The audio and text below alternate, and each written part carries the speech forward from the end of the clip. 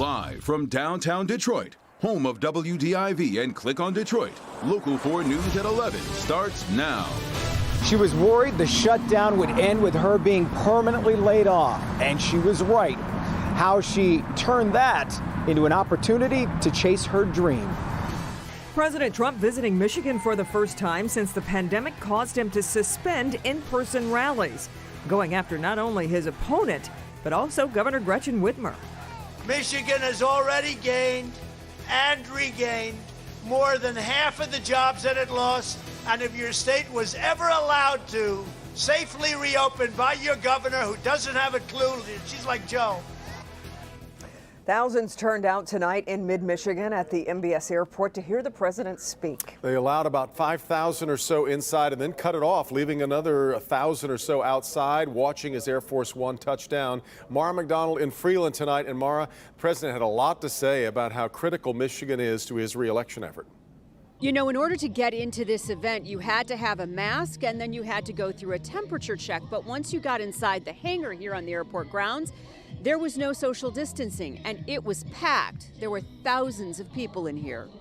Michigan will decide whether we will quickly return to record prosperity or whether we'll allow Sleepy Joe to impose $4 trillion in tax hikes, ban American energy, confiscate your guns, shut down the economy and tell your governor to open up your state.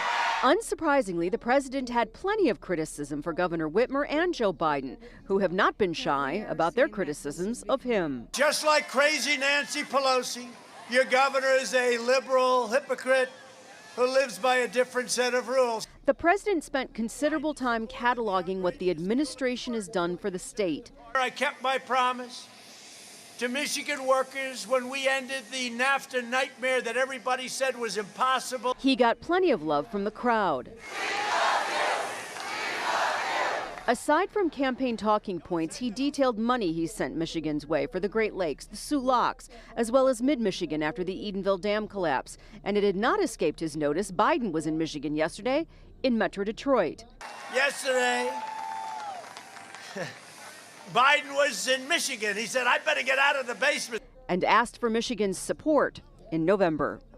I have the distinct pleasure of running against the worst presidential candidate in the history of presidential politics. I really believe that. I don't know.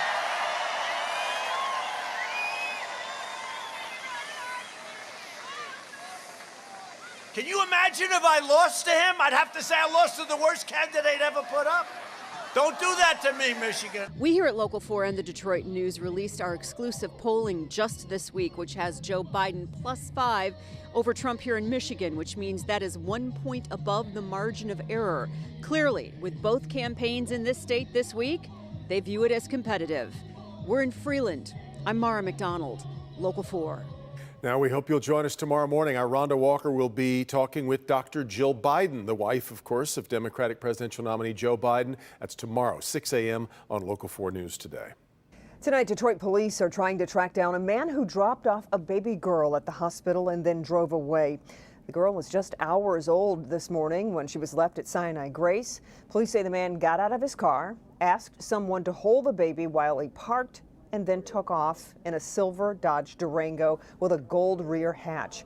Police are concerned for the mother's well-being, but they don't have a picture or much of a description of the man. If you have any information, call Detroit Police. Today, the state of Michigan reporting 924 new cases of COVID-19. And sadly, there have been 17 additional deaths, including 9 from a review of past vital records. Today's headlines: starting next Tuesday, outdoor visits will be permitted at residential facilities such as nursing homes throughout Michigan. And during today's coronavirus briefing, comments made by the state's chief medical executive getting a lot of attention for asking parents to avoid in-person play dates for their children in order to limit the chances of spreading the virus. Governor Whitmer also addressed the mask mandate for high school sports such as football, volleyball, and soccer.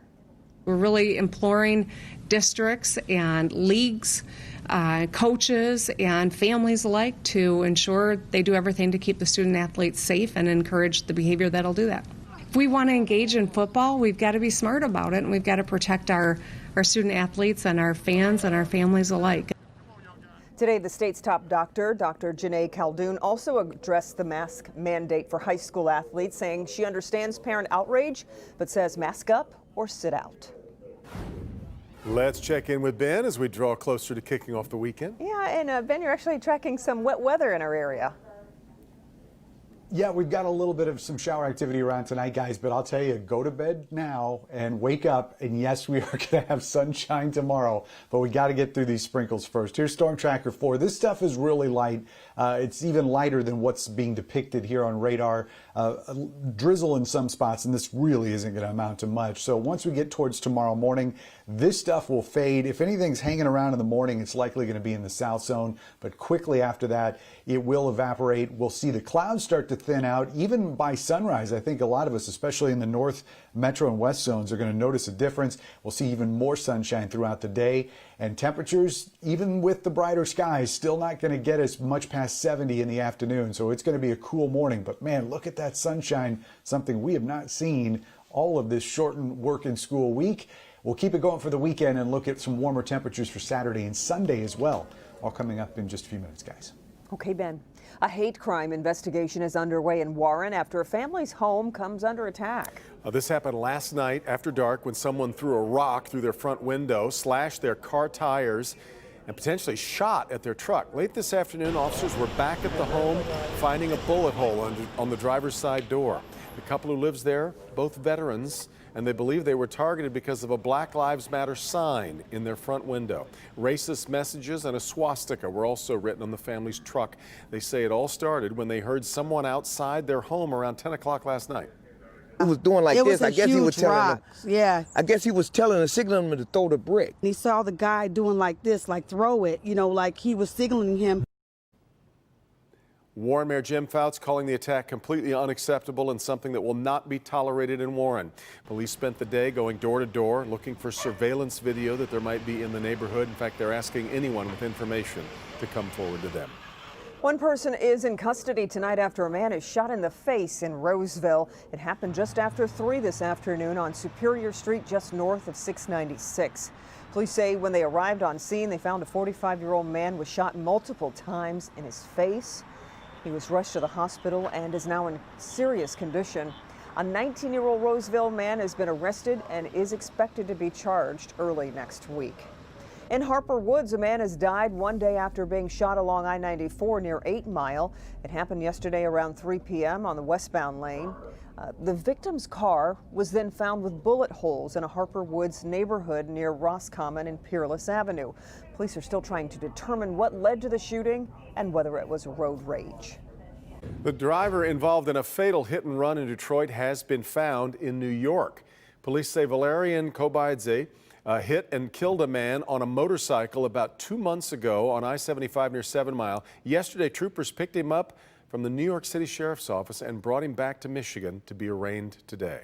Now facing a number of felonies, including the murder of Zachary Burke of Allen Park. He is currently at the Wayne County Jail, cash bond of $1 million. We've seen how the shutdown has been so tough on people unable to work and businesses forced to close permanently. There have also been some success stories, though. Jason Colthorpe is in Taylor tonight, where one woman turned her unemployment into an opportunity. This was a time where I said, at any point you can lose your job. When the shutdown hit, Julia Carpetian was temporarily laid off from her job in the cage at MGM Casino. With the economic relief that a lot of us started to receive when the crisis began here, I started saving that money. Things were tight. I mean, I was in the house with the kids, and so we were able to, you know, just hibernate. So in the middle of all this uncertainty, Julia put that money she'd saved toward her dream of 7 years. And the same week she was permanently laid off at MGM, she opened her Downriver boutique. Vachi is actually pronounced voci. It's how you say style in Armenian. Some nice pieces. Thank you very much. The space right on Telegraph and Taylor is so far proving to be a much better way to showcase her unique styles than her occasional pop-up shops. You can come to Vachi for the office. You can come to Vachi for Friday night. Julia's daughters also help out, mostly with the social media for the boutique. It's a parenting moment she's definitely proud of. I just want them to know that they can do so much more than just go find a job. You know, they don't have to stay somewhere where they're not happy. They don't have to work a 9 to 5. You know, they can chase their dreams and do something more, and I love having them here. Julia says in her first week she made more money here than she ever did in a week at MGM, so far so good. And in 2 weeks on the 25th, the mayor's actually going to be here to cut the ribbon for a grand opening. In Taylor, Jason Colthorpe, Local 4. Okay, Jason, still ahead. One of the most popular apps with teenagers could soon disappear. We're going to talk about a strict deadline that TikTok is facing and what President Trump is saying about its future.